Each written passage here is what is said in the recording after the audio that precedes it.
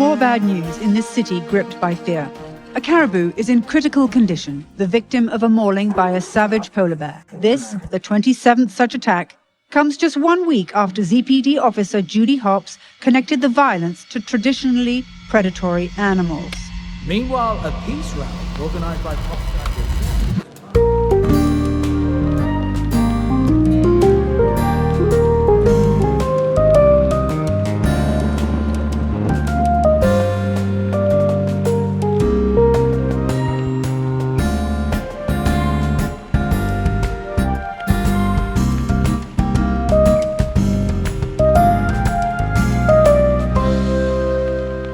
And welcome to the Senior Detectives Podcast, your cozy corner to talk about mysteries of all kinds. I'm Hannah. And I am Lauren. Today we will be covering the animated film by Disney.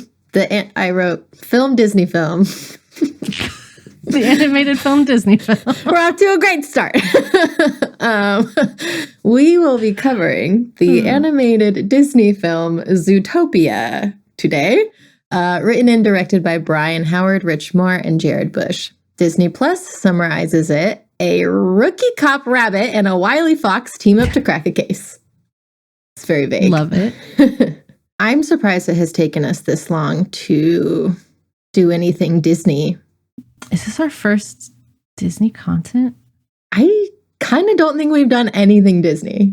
I don't think we have. I think you're right, but that just feels weird. You're right. We're both wrong. We are both like big Disney people, big Disney fans. Yeah, it is kind of surprising that it's the first time. Yeah, and one of the only like animated films that we've done as well. I guess it just doesn't usually lend to this kind of genre. But this one's definitely a mystery story. I mean, she's a cop solving mysteries. So solving a case. Yeah. This movie, I feel like it took on a little bit of like a weird a following for the furry community. Shout out to furries. Yeah. Did it? Everybody's got a crush on Nick. I can see it. Yeah. Sure. All right. I feel like he's got that like Robin Hood thing going on where it's like, yeah, it didn't translate for me into a furry fetish, but yeah, I get the charm. Also, Jason Bateman is who voices Nick Wilde, and I think I do have a legitimate crush on Jason Bateman, and I think he brings a lot of his own charm into that character. I can see it. Kendall dressed up as Nick Wilde once. He did. When we went to Disney World. we went to, the Mickey's Halloween party, and we were all Disney dogs or canines. It was fun. It was fun. I love this movie.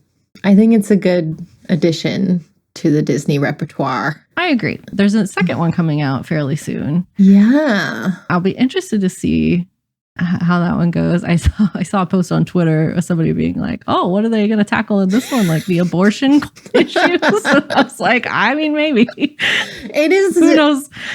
Definitely thinly veiled social commentary, which is not that normal, I feel like, for Disney to do. They do it really well, I think. And I'm also interested in the second one because I feel like there's a lot of room that they've given themselves to expand this world. Yeah, for sure. Even just the city itself of Zootopia, even if they don't leave the city, there's like a huge amount of stuff to explore there. So yeah, they only really hit a fraction of what they set up in this one. And the creativity that went into it, the Imagineering, is really impressive. It really very enjoyable. Yeah. I love how they thought out what it would be like for all these different animals to live together in one city from all these different climates, and they're all different sizes and they all have different needs and requirements, and it's just fun to see kind of like the infrastructure exactly built around all of that. The logistics. Yeah, like you said, it was thinly veiled social commentary. I feel like for some people this movie was really blunt and like hits you over the head with these lessons. It was like a criticism. I could see that interpretation and that reception of it, but I also feel like some people need to be hit over the head with it in order for it to like sink in. So, and it's not like they were calling out one group of people. I mean, they separate them. It's animals, right? So they separate them into prey and predators, and they're not like labeling people in our real world as those. And there's just like there's things on either side.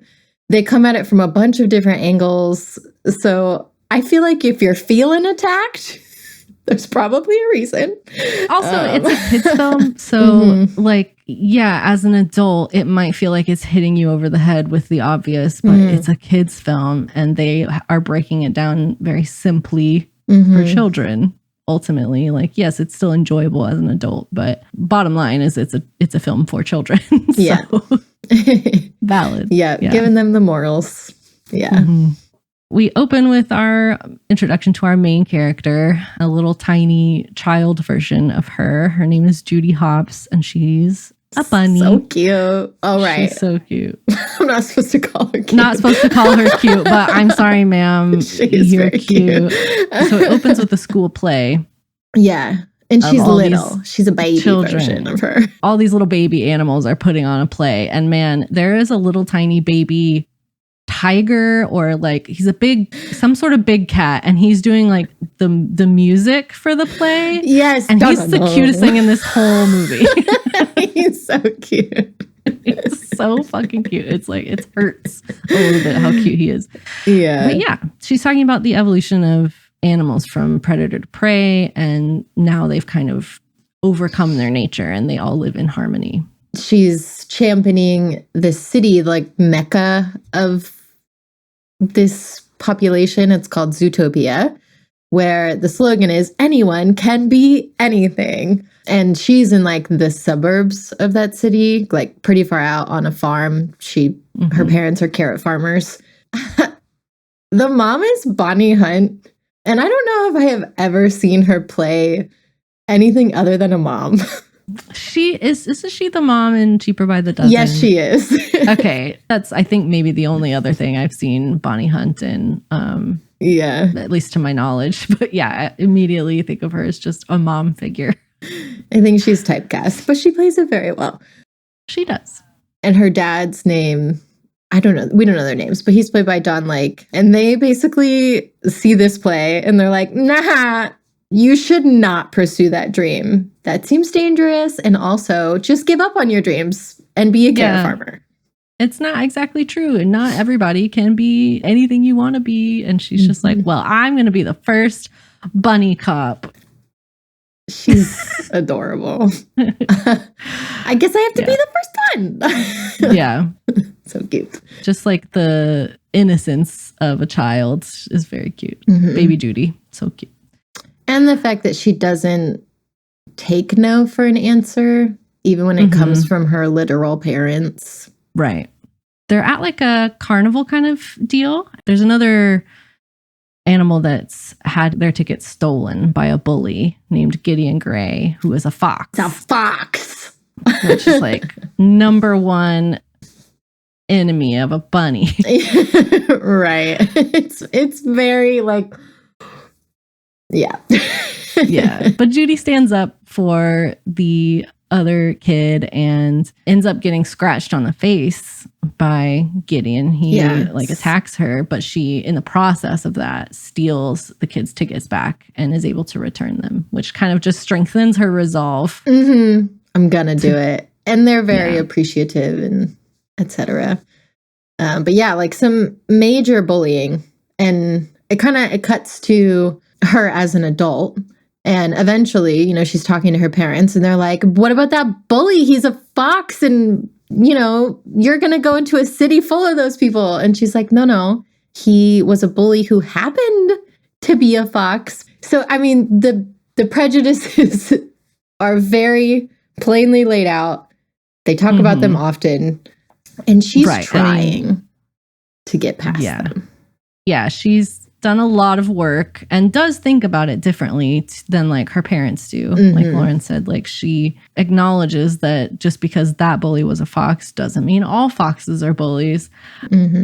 But I think she still has like this deeply ingrained prejudice in her, which you see a couple times throughout It's in the movie. Everybody. I don't think you can grow up in our world and not have it in some form for some group of people.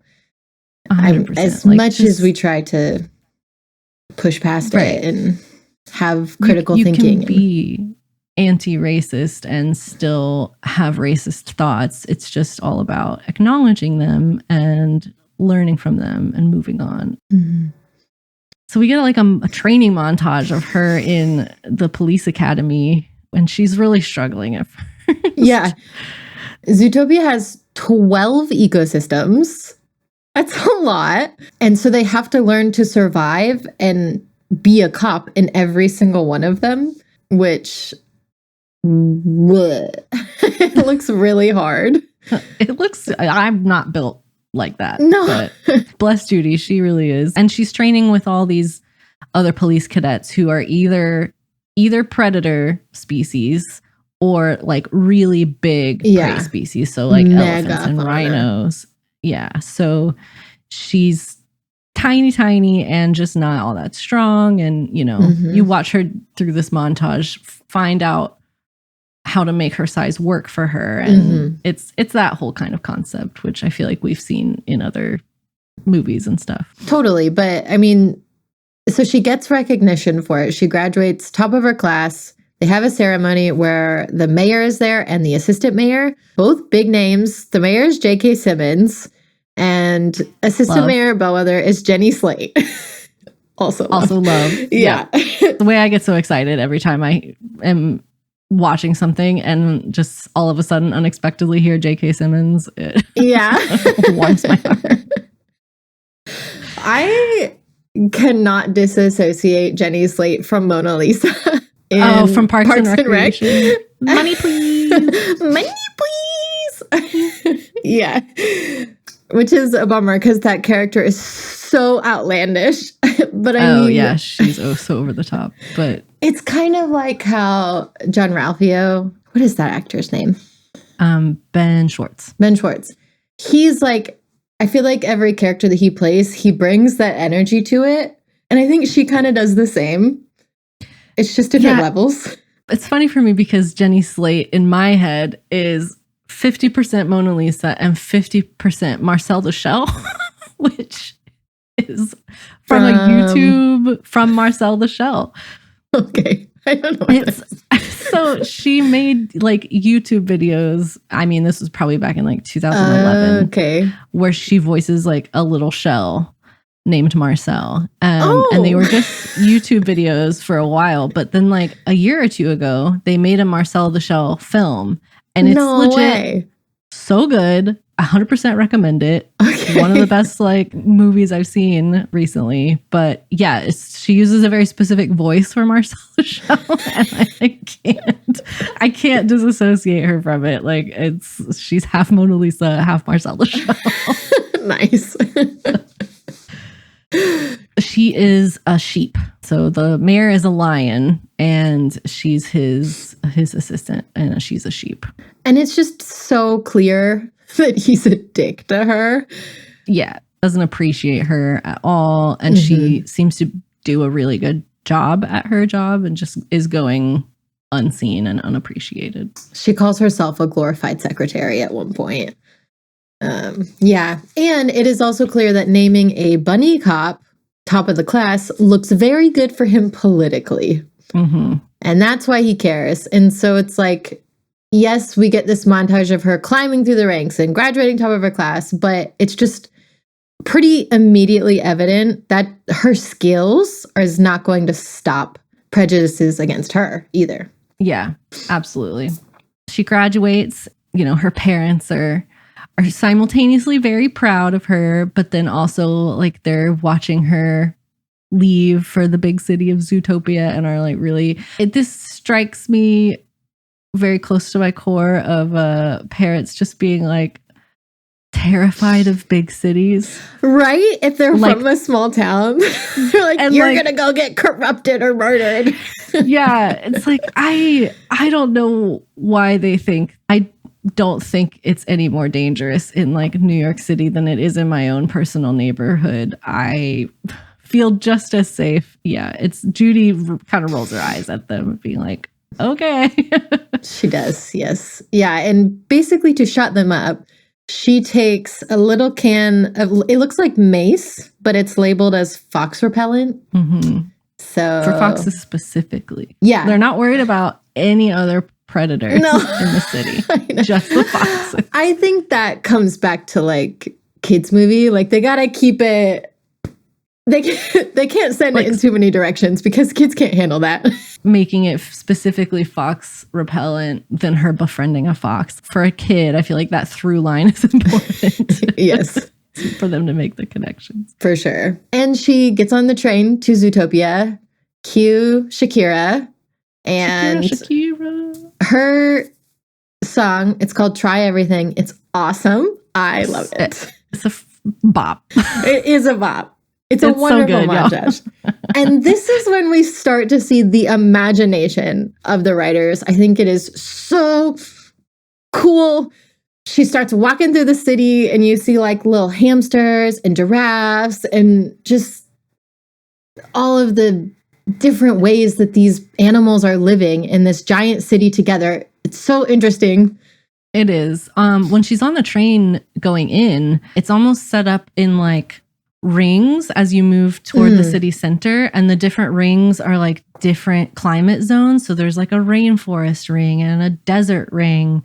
And then like as she passes from the desert ring into like the snow one, you can see like big giant snow blowers that are like creating like it's all artificial atmosphere, but it's really neat like how it's, I don't know, it's super cool. It is. It's super cool. And I would love to see more.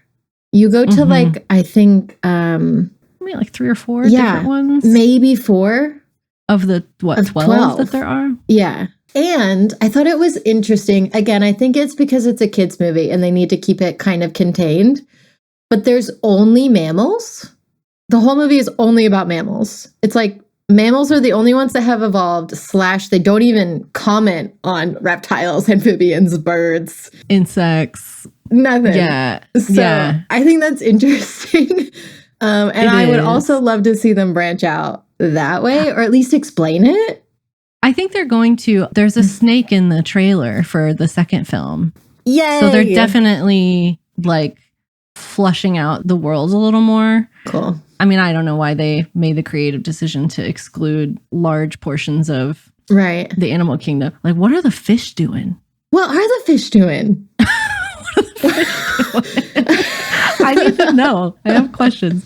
But I also understand the creative decision of like limiting it a little bit because it could, I think, really easily get out of hand. Yes. So I think kind of concentrating on mammals at least for the first film was smart.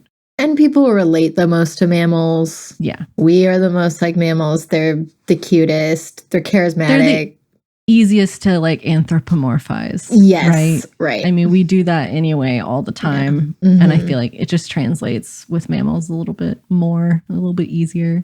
The like central area of this entire city is like a true just generic metropolitan area with like a generic moderate climate. Yeah. So I feel like it's also interesting. Like I'm sure people are like commuting from their home climate to work in the city. And it's so like just I don't know, the world building is really neat. It's fun. It is. And it doesn't necessarily seem as though they require their original environment, but it's like they prefer it. Right. Like I want to live in my home climate, but I don't have to be there to survive. Like I mean, which makes sense. Like, cause you'll see like zoo animals. Like we recently went to the National Zoo in Washington, DC, and there's like a really kind of famous photo of one of the lions at that zoo in like a snowfall. And it's like, it's weird, but like they're fine. It's doing well. Yeah. It's well taken care of.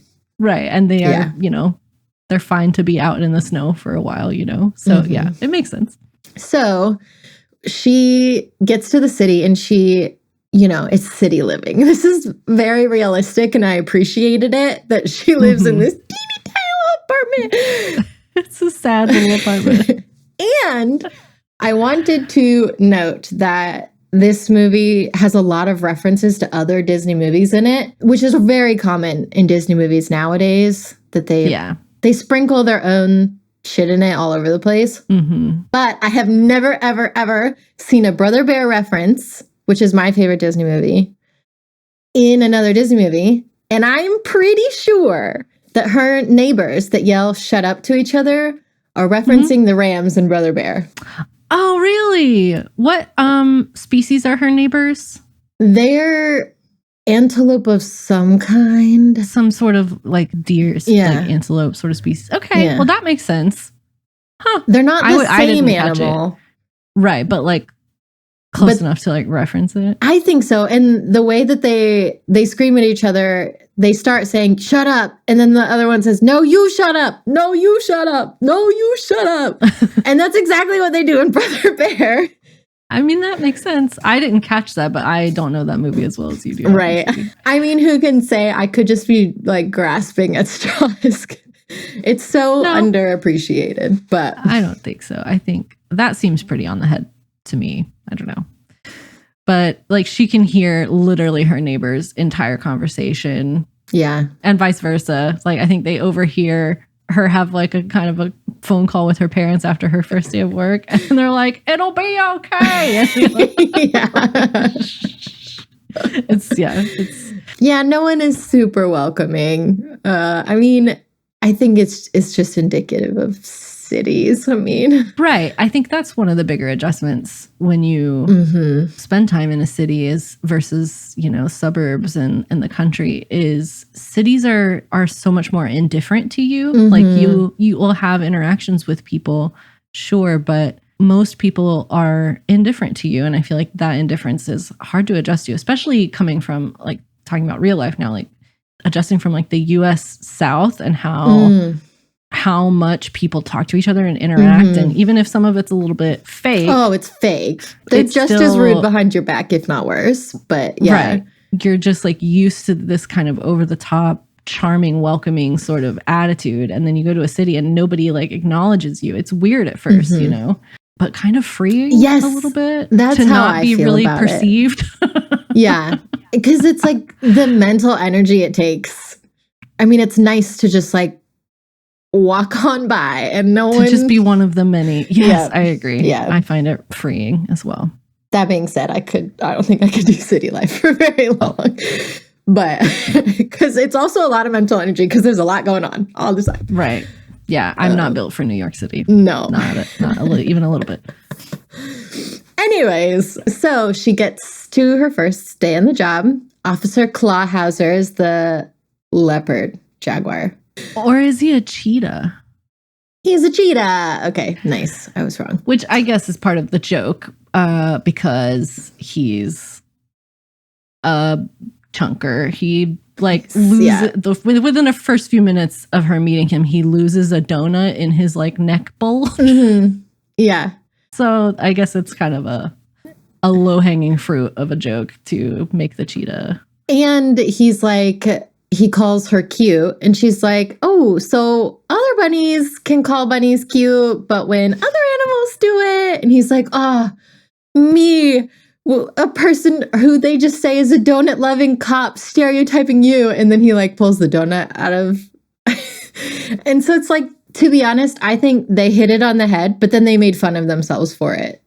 They did, yeah, almost immediately. It's like it's a 1-2 punch sort of thing, yeah. But he's very sweet. Yeah, Clawhauser, we love. He's very sweet and cute and just the comedy relief. I feel like pure comedy relief. I mean, he's voiced by Nate Torrance, who is a comedian. Just a huge cast for this movie. His big thing is that he's a huge Gazelle fan, which is the pop star character that is voiced, and it is Shakira. She's Shakira. She is Shakira. In an He's animal a big form. Shakira stan. Yeah. And then the next person you meet is the chief. His name is Chief Bogo. He's a ram? I think he's a water buffalo. A water buffalo. Can you look Which it are up? some hardcore fucking animals. Like, Yes, right? I would not fuck with one of them in real life. And he is voiced by Idris Elba. So he is very hardcore in this movie. Yeah, he's not mean, but just No. very stern, no nonsense. Intimidating. But like doesn't put off the same energy that like the mayor did, where it was like kind of No. the same traits where it could have been intimidating and stuff, but Bogo just seems like he's just a very serious police chief. He's not in it for himself like the mayor. He doesn't give sleazy vibes. I think he wants to do good at his job. It's just He's just yeah. gruff. And he's not on board with having a bunny cop. No. They have their like opening day meeting with all the other police officers, and there is currently 14 missing mammals, and they are not making any progress on these 14 missing mammal cases. And so he distributes those cases amongst all the rest of the officers, and there's still some left over, but he gives Judy parking duty. Yeah. Which she's bummed about. And she's even like, yo, shouldn't you be using all your resources on this? Who cares if I'm a bunny? And the prejudice is very clear. And I do want to say that I appreciate that he is not a predator species, technically. He is voiced by a Black man. And so I know that it's definitely social commentary and it's predator versus prey. But again, I don't think they were trying to like put them in a box. It's definitely metaphorical for racism, but I don't feel like they put themselves, in a box where like every predator character is like voiced by a person of color, because I feel like that would be really weird. Yeah, that. Yes. I don't know. Like, I think they just chose the best voice actors for that character's sort of persona. And they've got prejudices within their own rankings, you know, predator prey. It's just, I think it's like generalizations in general. It's marginalized communities in general. It's just like everyone does it. Everyone's at fault. We all need to look in the mirror. Yeah. Right. Yeah. So, I mean, good. I would agree. Good for Disney, I think, in this particular situation. It's kind of a tricky line to kind of walk, where you're trying to make a kid's movie about racism, but making it general enough and applicable to different issues. I think probably pretty tricky to get right. And I think they do it. I think they do a good job. Agreed. So she decides to be the best meter maid ever, and she does do that for a little bit. I want to shout out the score here, because like we talked about the Shakira song being really good, and it is, but the actual score for this movie is really, really good. And specifically the track where she's being meter maid and on parking duty is my favorite one of the whole soundtrack. It's really good. And it might not stick out to you, but I guarantee if you heard it, you'd be able to tell me what part of the movie it's from. Yeah. It's a vibe. Yeah. It's a good song. She's supposed to get a quota of like 100, and she's like, I'm going to issue 200 parking tickets, which like part of me is a little bit like, I know. do you really got to do it though? Like, part of me has little moments of like little ACAB moments watching this movie where I'm like, do we really need the police being out there issuing 200 parking tickets just because? I don't think so. I mean, the animals in response to her are really pissed too. Oh, right. Yeah. They react how actual people react to getting parking tickets. Like she writes one and someone literally approaches their car as she's writing it. And they're like, I was 30 seconds over. And I'm just like, yeah. Yeah, right. My mommy hopes that you die. Yeah. So while she's doing this, she meets our second main character, Nick Wilde, Jason Bateman, who is attempting to get a jumbo pop from an elephant ice cream parlor for his child, who is in an elephant costume. And his whole thing is like, it's his dream to be an elephant when he grows up. please sell us something. And the guy is like, no, you're not an elephant. Get out. Right. The whole like, we reserve the right to refuse service to anybody. That whole argument comes into play here. Which is gotta be so tricky in this kind of world.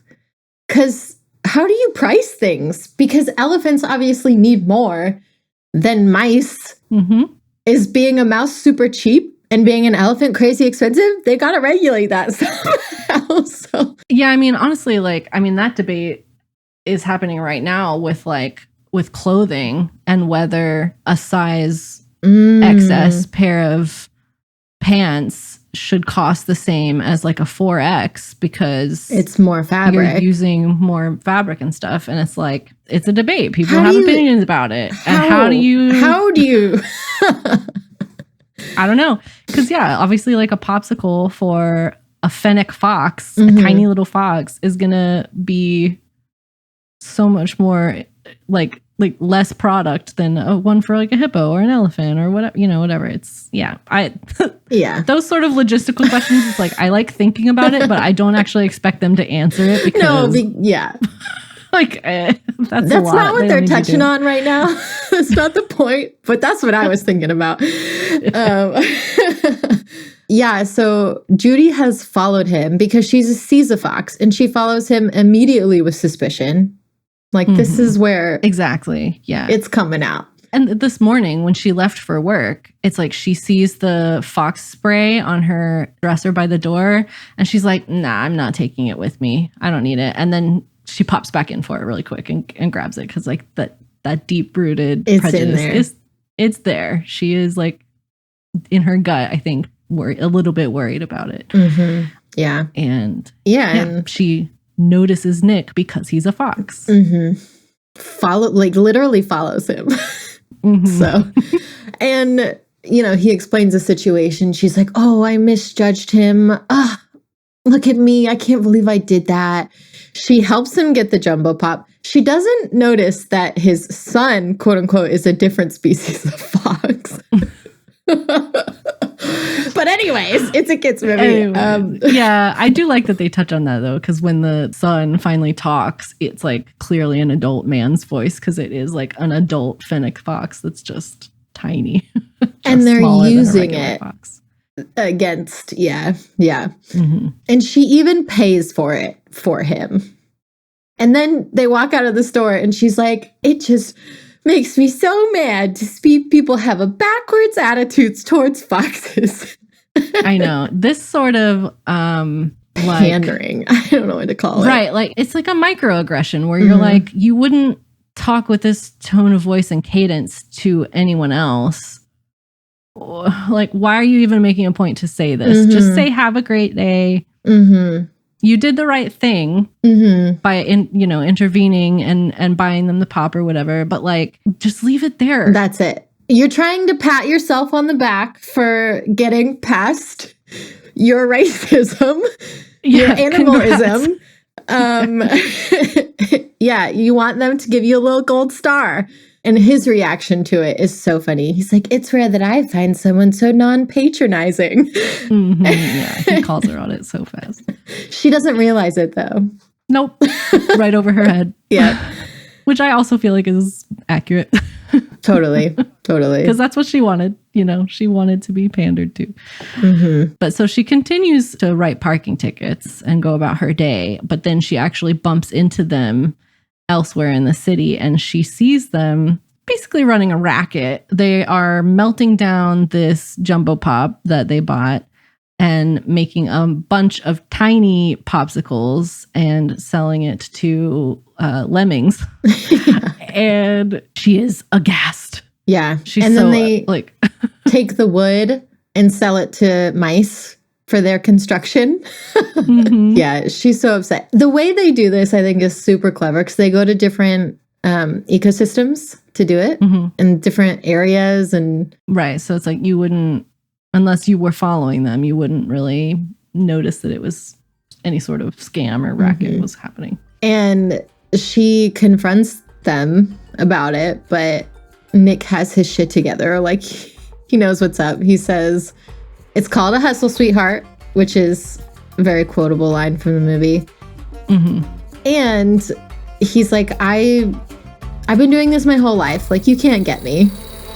Bye. Yeah.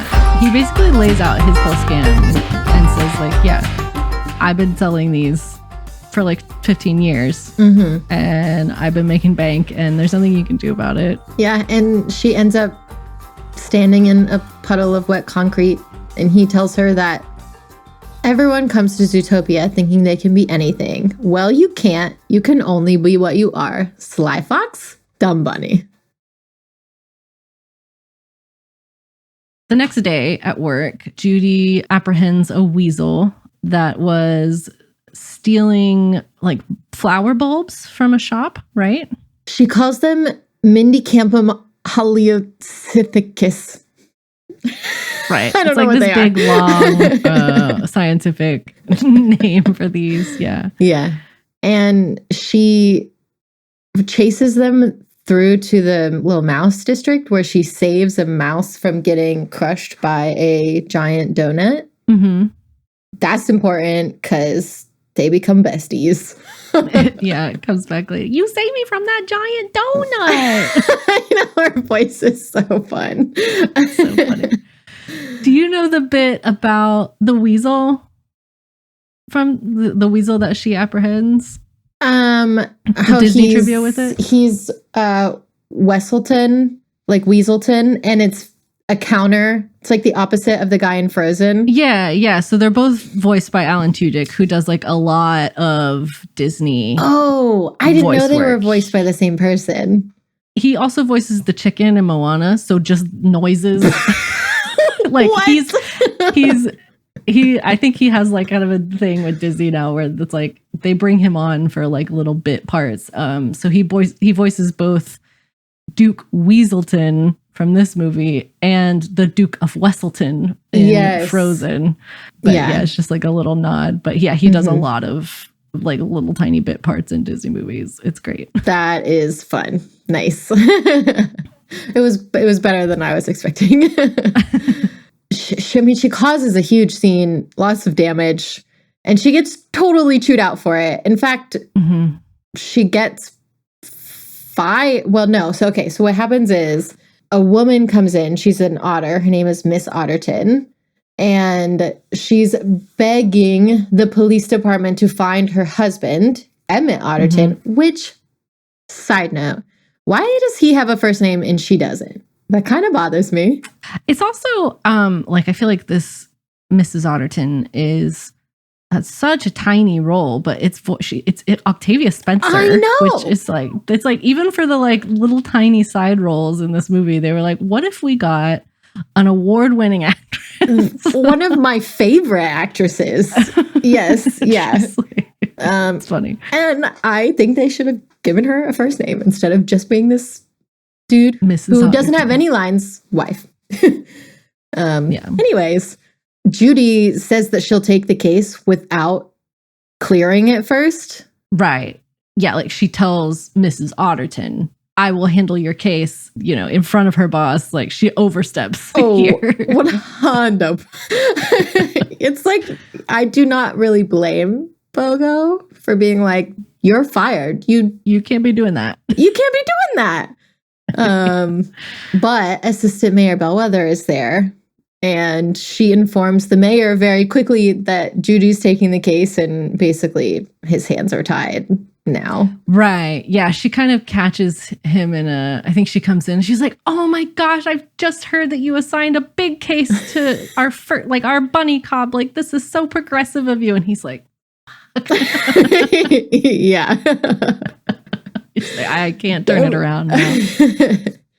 Yeah, but he gives quite a big stipulation. He says, you figure this out in 48 hours or you're done, which is redonkulous. Her whole job and dream all hinges on her solving this case. And she's not in the system yet. She hasn't fully been onboarded. So she has zero resources. Yeah. And they got nothing so far. So it's like an impossible task she's given, essentially. Mm-hmm. It's like he's looking for an excuse. It reminds me of in The Devil Wears Prada when she tells her to find the manuscripts for the new Harry Potter book that hasn't been published yet because she's just kind of like looking for an excuse. But yeah, it's just an impossible task. Basically, all they have is like a last known sighting of Mr. Otterton. And it just so happens that in the last known sighting, in the corner, she can see Nick Wilde, who she interacted with yesterday. He's literally eating one of his popsicles. So she totally flips the scripts and hustles Nick into working with her because she has him on felony tax evasion. Fine. Then we'll have to do this the hard way.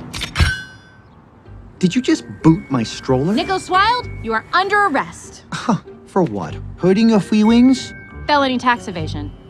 Yeah, $200 a day, 365 days a year. Since you were 12, that's 2 decades, so times 20, which is 1,460,000, I think. I mean, I am just a dumb bunny, but we are good at multiplying. Anyway, according to your tax forms, you reported, let me see here, 0.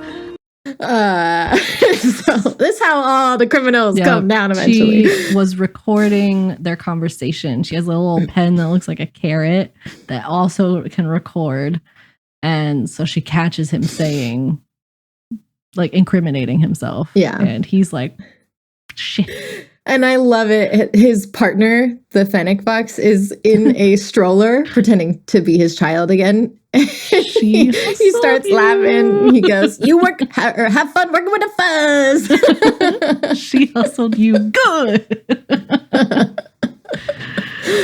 Oh, it's very funny. So yeah, their deal is like he'll help her and she'll give him the carrot pen with the recording. So she totally blackmails him, which is also a cab. What did I say? There's moments. There are moments, yes. And his whole thing is that he knows everybody, right? So he knows the otter, but he also kind of hates that she did this. And so he's working against her just like everybody else. And he tries in very little ways to make her quit. Which sucks too. Kind of everybody sucks. Right. And he's like helping her, but also actively trying to inhibit the investigation. So he takes her to like, they go to a naturalist club where they know that Mr. Otterton, like his yoga teacher is there. I mean, you'd meet some characters there that are really funny, but they also go to the DMV where like, he can get the information she needs to run a plate because she can't run a plate at the police HQ. But of course, like the DMV is run by Sloss, which I feel like is, if you haven't even seen this movie, you know about that because that got so much attention with the trailer and stuff. I have to say, it's interesting because it got a lot of attention. This bit though goes on for so long. And I know that's the point, but this is my least favorite part of the movie, I think. Right. I agree. I think the joke for me would have hit a lot harder if they walk in, it's daytime, she sees like, oh no, they're all sloths. And then when they walk out again with the information, it's nighttime, which like does happen in the movie, but like it cuts out all the actual interaction they have with the sloths, which is just really so long belabored. I feel like Judy the entire time. She's like frustrated and trying to like it's like a visceral reaction for me. Like the frustration, I feel it. So I don't enjoy the joke of it as much as I could. Yeah, I agree. I'm just like, all right, next plot point. Let's get to it. I get it. They're slow. Haha. It's the government. I don't know. Yeah. And like in the whole interaction, Nick keeps interrupting and like telling jokes to like extend the already very slow gathering of information. So yeah, I mean, he's helping her, but he's being a pain in the ass about it. It's also, his name is also Flash. And he's like, what? Just because he's a sloth, he can't be fast? Got it. Oh, Judy. Oh, anyways. Okay, so eventually they do get the license plate. It takes them to a car service center and they're checking it out, and the back seat is completely torn to bits, like scratch Shredded marks. Yeah. Nick starts to figure out whose car it is, and he starts to freak out, and they get caught by a bunch of polar bears. Henchmen types. Yeah. Yeah. Very clearly meant to be a reference to The Godfather. Yeah, they go to meet, his name's Mr. Big. And he even says, it's like not the exact line, but he says like, I can't believe you come to me on this, the day my daughter is to be married.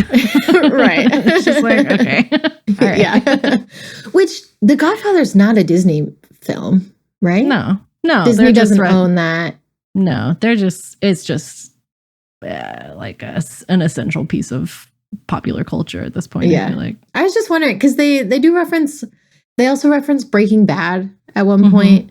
And it was like, it's interesting what they chose to put in here. I mean, the Godfather reference is obviously like, that's from the 70s, I believe. So like, but that one's just kind of, an evergreen piece of culture. But I think the Breaking Bad reference, I believe when this movie first came out, is when Breaking Bad's final season was airing. So it was just really part of our like cultural zeitgeist at the time, and so they threw that in there. So maybe now it's like, I think it's still like a funny, good reference, but Breaking Bad was like having its moment when this came out. It's interesting because if they were gonna sprinkle in some references, you would think they would do it all over the place, but they just kind of picked a few. Here and there.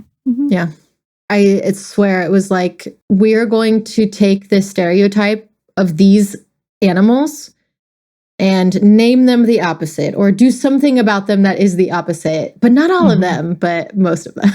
Because Mr. Big is a mob boss mouse. Yeah, and it turns out his daughter is the one Judy saved from the donut in the little Rodentia area of Zootopia. And she has that like Italian, almost like Jersey accent. And it's like Jersey. Every time we have donuts, Kendall and I are like, oh, that giant donut. It's just like, I can't, it's in my brain now, the way she says it. It makes me laugh. Yes, I get that. And she stops the two of them from being murdered. Iced. Yeah. Literally. Ice them. Yeah. And they get the information that Emmett Otterton had gone completely nuts out of nowhere and attacked the driver and then escaped. And so he was like, you need to go see the driver. His name is Mr. Monchis. He's a black jaguar. Like a jaguar. Yeah. And so they go to the rainforest district to talk to him, which is cool because you get to see another district. Right. I mean, from the ones we see in this movie, I would want to live in the rainforest district. That would be my vibe. Yeah, right? It's less extreme, I think. Well, maybe because it's raining all the time. So some people wouldn't like that. But it seems like it's built up where like it's a jungly area, but it's like it's all treetops and like tree houses, and they're like connected by these rope bridges and stuff. I don't know. It just seems cool. It does. They have like sky trams and things to get around. Yeah. It is neat. So we're told that was Mr. Otterton, right? Was talking about night howlers. He was like screaming about night howlers, and they don't really know what that means. So they go to talk to Mr. Monchis, who was the driver. And at first he's receptive, like he's a little wary of them, but he agrees to help them and talk to them. And so he like closes his door to unlatch the lock. And then when it swings open again, his whole demeanor has changed, and he's like, I mean, they act rabid is what they act like. They act like uncontrollably vicious. And so, they're all bipedal thus far. And when they turn, quote unquote, they go down on all fours like that normal animal. Yeah, and he attacks Judy and Nick straight up. Big chase sequence here. They do end up incapacitating him, and they call for backup. But as typical movie plot would have, by the time the backup gets there, they're not in a great position. They're tangled up in some vines, hanging upside down. And Montrose is totally gone. The police who are solving these missing mammal cases are not aware and haven't witnessed this like rabid response that these mammals are having. So she was, they're trying to explain like he went rabid on us and tried to chase us. We have him trapped over here, and they go, and he's just like clearly been cut loose and disappeared. So the evidence is gone. And he tries to fire her right here, like here and now. And Nick actually stands up for her and is like, actually, we have about 8 hours left, so we'll be taking that. Thank you. You're not going to be firing her. Yeah, he really like legitimately advocates for her here. It's nice. It is awesome. I mean, I don't know that his whole philosophy is like being broken down per se, but he's at least seeing her as an individual now, and vice versa, for sure. And the way that these people talk to her, I think he's like, oh, shit. Like, she really gets this all the time from everyone, just like I do, for different reasons. Yeah. They have a moment, like a real moment. They get on one of the sky cams, and they discuss Nick's past. The scene is like genuinely so heartbreaking. You get to see tiny little baby Nick, and he's a cute little baby fox, and he's in a Cub Scout uniform because let's put him in the cutest possible outfit. I know. And yeah, you just see a memory he has where he was bullied by his fellow Cub Scout members for being a predator. And how they could never trust him and actually take him into their Cub Scout troop because they could never trust him because he's a predator. And so he just like leaned into that stereotype and was like, well, if that's how people are going to perceive me, then like, fuck it. That's what I'm going to do. What they see. Yeah. It's some heavy bullying. I feel like for a kids movie, it's they put a muzzle on him.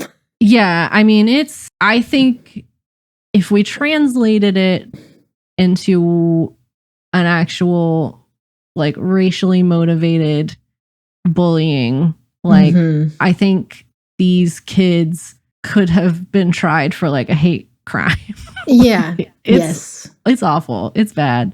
You don't blame him at this point. You get it, why he just kind of leaned into it to protect himself. And I think we all kind of do this in small ways where it's like, pick your battles. If you can't, just like join whatever people are going to say about you because it's easier that way rather than constantly trying to fight it. It's exhausting trying to constantly correct people and advocate for yourself. And it's just easier to let people think what they're going to think sometimes. Yeah, I mean, I get that. And I'm not even experiencing that from like a racial standpoint. So, right.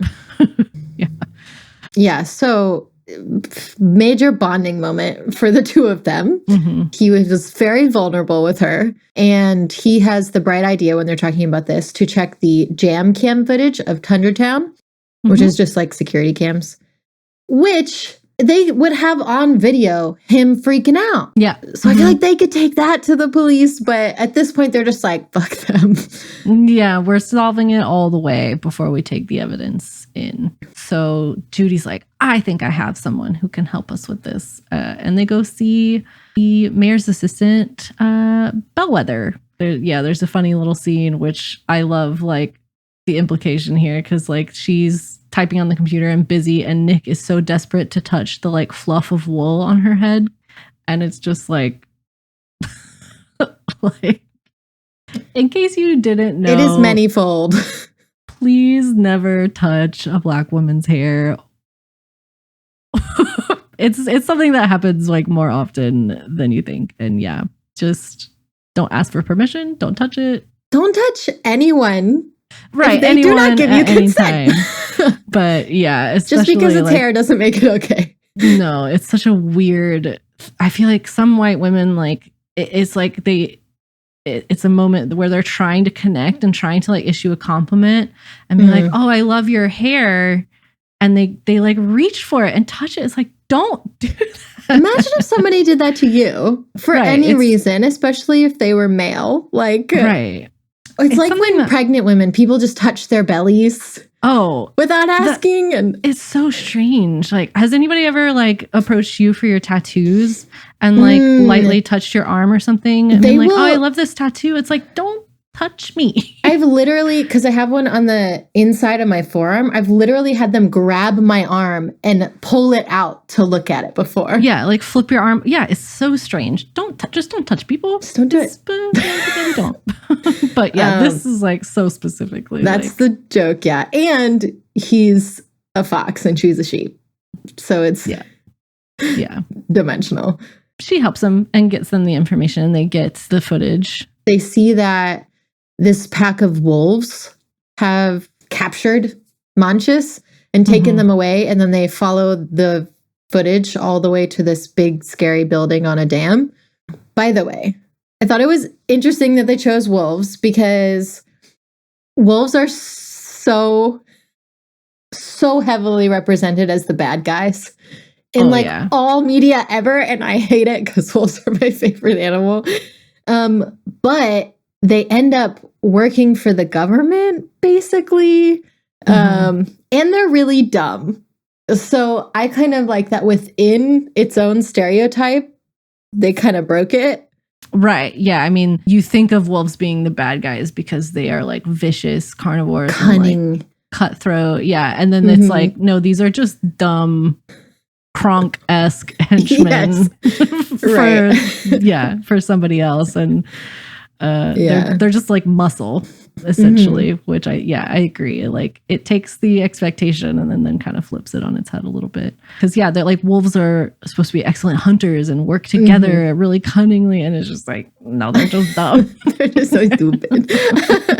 Yeah. So they follow them and they're like, oh, these must be the night howlers that Emmett was afraid of.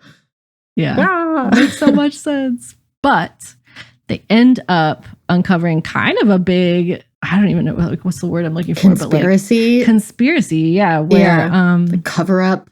Yeah, all 14 of the missing mammals have actually been captured and are being kept at this facility to study to try and figure out what made them go feral. And the mayor is in on it, like knows all about it. Yeah. He doesn't want to let it get out because it's not going to look good and they don't want to, you know what I mean? Like it's just, but they're, instead of like being honest with the public, they're like keeping this all on the down low and like the police don't even know, like Chief Bogo doesn't know any of this. So it's totally Lionheart's will that is doing this because all of the mammals that have done this are predators. And he's like, how is the public going to feel about their mayor, who is a lion? Right. Like, I will be ruined politically. He's worried about PR. Yeah. Yeah. Which isn't helpful. I mean, no. Yeah. So Judy and Nick escape through a toilet. Yeah. And they get the word out immediately. Lionheart gets arrested. And Judy is like heavily praised all of a sudden by Chief Bogo, and Assistant Mayor Bellwether pretty quickly becomes the new mayor. The case is wrapped up. They are having like a big press conference, and Judy, as the officer who solved the case, is giving like a press conference. And just before, she has a really sweet moment with Nick where she gives him an application to be a police officer, and is like, hey, like I think we made a pretty good team. I think we made good partners. Like you should consider this respectable line of work. You know, like I think you'd be good at this. Like you don't have to scam for a living. You could help people. Yeah. And I think she genuinely likes his friendship. So she wants him around. This is coming from like a genuinely good place of like wanting the best for him and also thinking like, yeah, we work really well together. And so he's like, oh my gosh, wow, you know, and you're thinking like, oh, like she's really overcome her prejudices in this whole process. And then, she goes to give the press conference and it's very clear that she has not overcome her prejudices. No. Like her opinion of Nick changed because she got to know Nick. Right. And him individually. Right. And it did not change her opinion of all foxes, because she basically breaks down the case and says, like, we don't know what's doing it to them, but we think something is being activated in their DNA to cause these predators to go feral. And it's just something in their DNA and we don't know what. And Nick is watching it just like horrified. Because they're like, hey, are all the people or mammals that this is happening to predators? And she's like, yeah. She could have stopped there, because that is a fact. Yeah. But she didn't. She takes it like 3 steps further and says that it's in their biology to be this way, which just incites fear for no reason. There's only 14 mammals that this has happened to, and they have zero know-how of what is happening. Or why it's happening. Yeah. Yeah. Yeah, and she seems so shocked that Nick takes this, she thinks like, oh, he just took it the wrong way. And it's like, no, you were like outwardly prejudiced and like, what the fuck? Like, it's not a subtle metaphor moment. When he confronts her, he also points out the fox repellent that is still in her uniform. Yeah, still carrying that around, still feel like she needs it. So yikes. And we have a montage here of people of like citizens around Zootopia experiencing like it ripples microaggressions against predators where they don't feel safe around them clearly, and that people are just like moving a seat away on public transportation and stuff like that. Like it has these huge ripple effects and ramifications just from a simple press conference. Clawhauser gets moved from the front desk because he's a predator. They don't want like the face of the police department to be a predator. The chief and Mayor Bellwether kind of want to make Judy like the new face of the police department, and it doubles as like, oh, it's especially great because she's a bunny. Like this works really well. There's a similar storyline in Brooklyn Nine-Nine in one of the episodes where they try to make Amy the face of the police department, and it gets like super vandalized, and they have to come around on this lesson that's representation for the sake of representation, of being like the token woman, the token person of color or minority, Latina or whatever, is not what people want. They want actual change, right? That is positive. So it's commentary on a much larger scale at this point, I think, as well, for our justice system and our police systems. And as Judy starts to see that ripple effect, she just kind of takes an accurate amount of responsibility and removes herself from the situation, which I think removing yourself from the position of power in these situations, I think, is actually a healthy, good response. And she quits the police force and moves back home. It is the people that do this that probably should be in power because they're willing to change and grow. Right. But then the good ones just get weeded out. Right. Yeah. Exactly. Yeah. So she's having her like depressive move back in with her parents, resigns herself to carrot farming, low point of the movie. She is, like Nick did, feeding into her own stereotypes and putting herself back in the little box she came in. But so she has a very, very pleasant interaction with the fox, Gideon Gray, who was the bully from the beginning, who is now a partner to her parents. He's a baker. He's very cute in this scene. Yeah. And through their interaction, she kind of discovers that night howlers aren't wolves. They are the flowers that the weasel stole, and they cause people to go aggressive if they're exposed to them. Oh shit, like somebody is making these predator animals turn aggressive. Like there's a bigger conspiracy happening here than we thought originally. She goes to find Nick and they make up and They have a moment. Yeah, they team up and they find the weasel. And they have Mr. Big threaten him. He threatened to ice him so that he squeaks. This is when we have our Breaking Bad reference, because they go find these two sheep who are essentially like distilling the active component of this flour to where they can like weaponize it. Walter and Jesse. Oh, Walter. Walter. Whoa. They're sheep. Shit. And yeah, so they've been making bullets out of this toxin, and he's like also a hitman, and he has been targeting and shooting specific mammals on somebody's orders. Mm-hmm. They try and get all this evidence to the police department, but the bad guys chase them, and like the whole train car ends up getting burned, and basically all the evidence is lost. But Nick managed to snag a gun with some of the toxin bullets in it.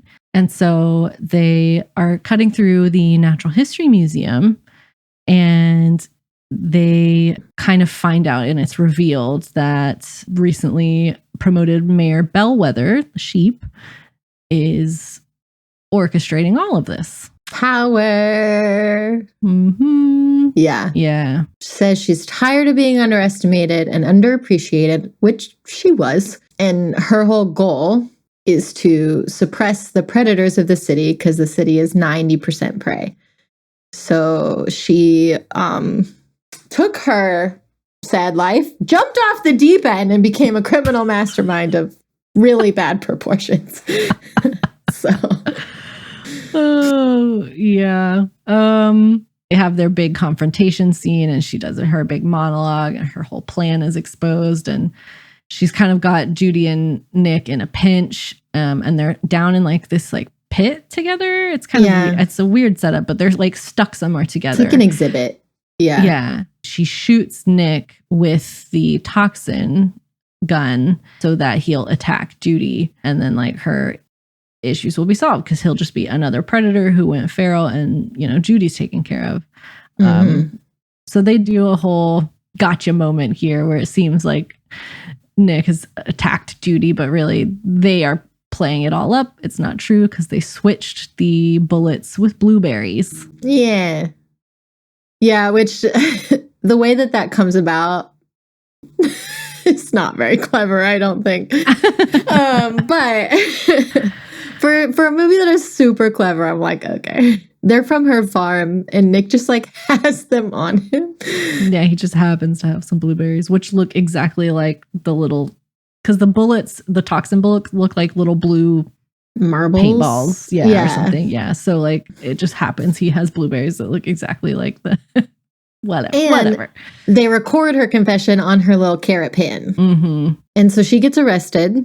The kind of epilogue here is that doctors have successfully given all of the affected predators the antidote. So Mrs. Otterton gets her Mr. Otterton back. And Judy gives a really awesome speech at the end for a graduating ceremony of Zootopia Police Department officers, which includes their first fox, Nick. Yeah. Yeah.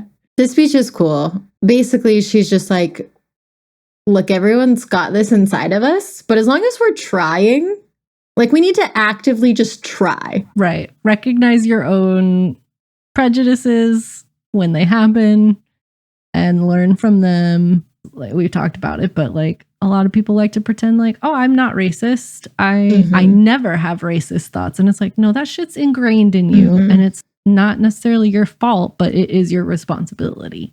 Denying the problem is not helpful. Right. Trying to be part of the solution, whatever that is to you, I mean, it's different for everybody. And if you're just trying to be a better version of yourself, you're doing it. You're doing good. Doing your best. Yeah. And like super epilogue, they catch a really fast street racer, which turns out to be Flash the Sloth. And they go see Gazelle. They go see Shakira. I'm about it. I like this movie a lot. I get I get the heavy-handedness. I get why that is a criticism. There are quite a few movies that I don't enjoy because of that. Yeah. But this one, I feel like it's not direct comparisons. Mm-hmm. Somehow that makes it less upsetting. Right. It's like you can take the metaphors that they clearly use here and you can apply it to, yes, racism, but you can also apply it to a bunch of different social issues. And like, I think they blend the over the top stuff with like a lot more subtle commentary that you catch as you watch it. And yeah, like I think it's layered, which I think makes it a lot more palatable than just being knocked over the head with something sometimes. But, you know, I think if it was only the really subtle stuff or the more subtle stuff, I think a lot of people would miss the point or maybe misapply. Like you said, kids, I don't want to say kids are dumb or anything, but I just think they're really good at absorption. And this is an overall good message. And so if they are able to absorb this message, mission accomplished. Right. Yeah. It's a good one. I'm very interested to see what the sequel tries to tackle, or if they, you know, or maybe they won't go for like social commentary in the same way. Maybe it'll be a different type of movie. You know what I mean? Like they might go for just a different feel. I hope it's good. I hope it's good. I do. I hope so. Yeah, it's good. Definitely worth your time. It's funny. Like I feel like the jokes land most of the time, and it's quality. Yeah, and a good mystery. I don't remember what I thought of it the first time because it's been so long, and I've seen it several times since then. Like I don't know if I called her anything, but I can't imagine I would have. I don't think I did, because it's like halfway solved when they find all of the mammals that are being held hostage, and like you think like, oh, it was like a conspiracy by the mayor, but like there is still like the underlying mystery of like, okay, but like what is actually causing this? And yeah, I didn't see that one coming. Well, thanks for tuning in. Next time we're going to be covering a game. We're going to be covering Tangle Tower, which is a really fun, imaginative little murder mystery. Lauren and I played this game very recently, so if you want to watch us play it before you listen, that's on YouTube. You can find us on YouTube at Senior Detectives. It's super quick also. Right. So either watch us or play it yourself. Very small. Really distinct, memorable characters in that one. And the murder itself, like, I feel like it's intriguing and caught me right away. Like I was like invested very quickly. Totally, for sure. All right. Well, that's us. And thanks so much for listening. See you next time. Bye. Many thanks to Kendall for editing our pod and for our lovely theme songs. You can find his work at lounginglappin.com. Thank you to Cozy Snail Designs for our cozy cover art. You can support us on Patreon at patreon.com/senior detectives. We are also on Twitter at SNR_detectives, TikTok at SNR Detectives Pod, and on Instagram at Senior Detectives Pod. See you there.